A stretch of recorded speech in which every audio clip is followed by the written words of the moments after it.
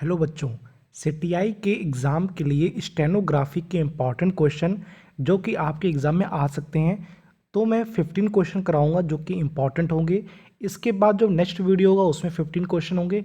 इस प्रकार से एक मैं चैनल बनाऊंगा और लगातार मैं आप लोगों को वीडियो प्रोवाइड कराता रहूँगा। तो मैं उम्मीद करता हूँ कि आप लोग मेरे साथ वीडियो को देखेंगे।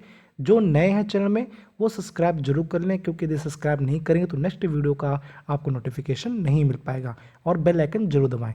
चलिए क्वेश्चन फर्स्ट, भारतीय परंपरा में अश्वलिपि का जनक किसे कहा जाता है? भारतीय परंपरा में अश्वलिपि का जनक किसे कहा जाता है?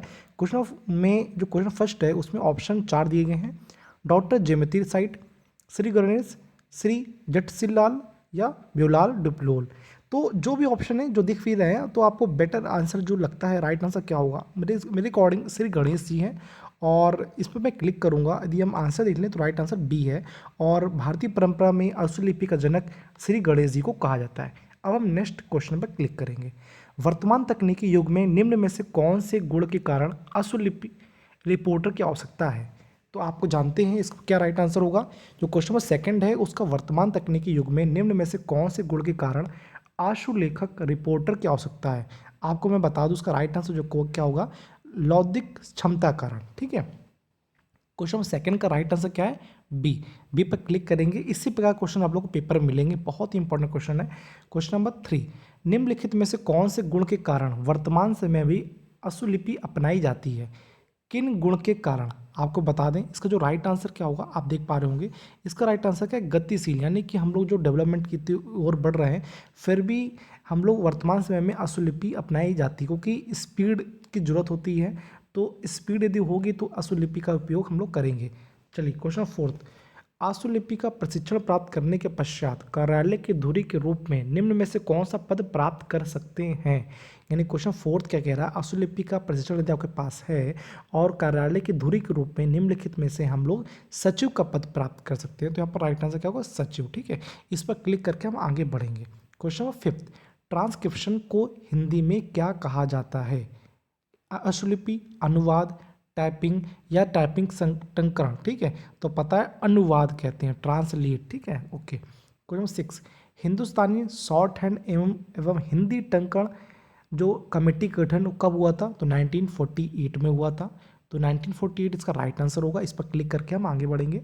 जितने भी क्वेश्चन कराएंगे उसका हम रिवीजन एक बार जरूर कराएंगे। तो लास्ट में रिवीजन होगा।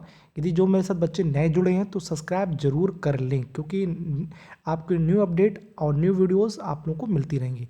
ज्यामितीय चिन्हों से तीव्र गति से लिखने की कला क्या कहलाती है? आपको पता है ज्यामितीय चिन्हों से यदि तीव्र गति में लिखते हैं तो आपको पता है वो क्या होगा, अश्वलिपि ही होगा।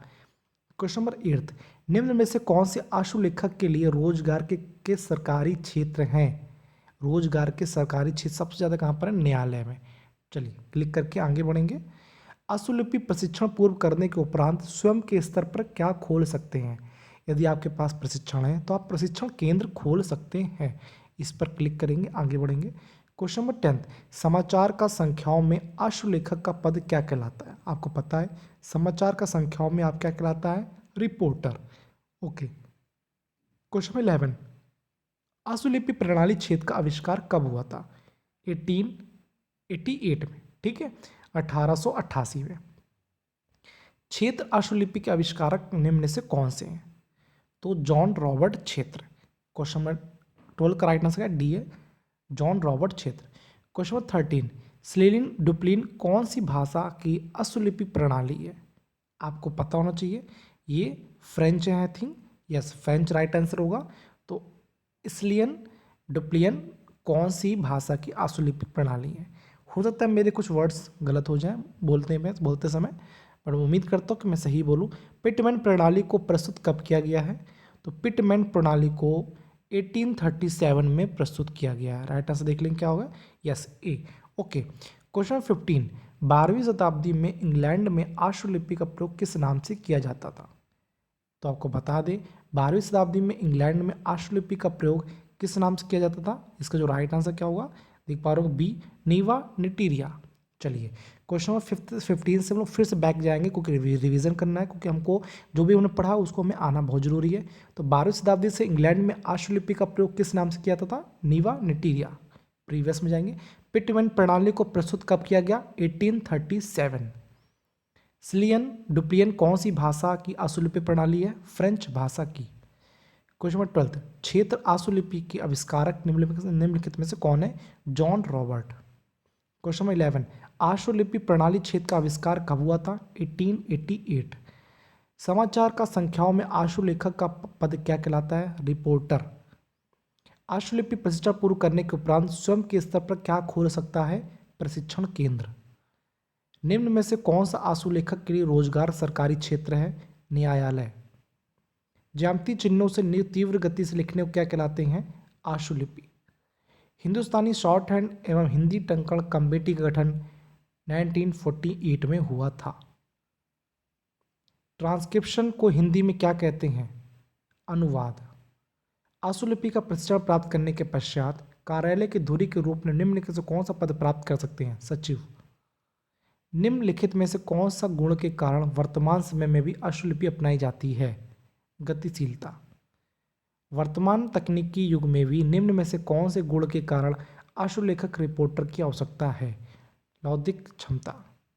भारतीय परंपरा में आशुलिपि के जनक किसे कहा जाता है? श्री गणेश। तो ये क्वेश्चन 15 थे। आगे जो नेक्स्ट वीडियो बनाऊंगा उसमें नेक्स्ट 15 क्वेश्चन होंगे, यानी 16 से स्टार्टिंग होगी। तो मैं उम्मीद करता हूँ कि आप लोगों को वीडियो अच्छा लगा था। यदि वीडियो अच्छा लगा तो लाइक, शेयर और सब्सक्राइब जरूर करें। कोई दिक्कत होती है तो 73181608 पर मुझे कॉल या मैसेज कर सकते हैं। तब तक के लिए जय हिंद, जय भारत।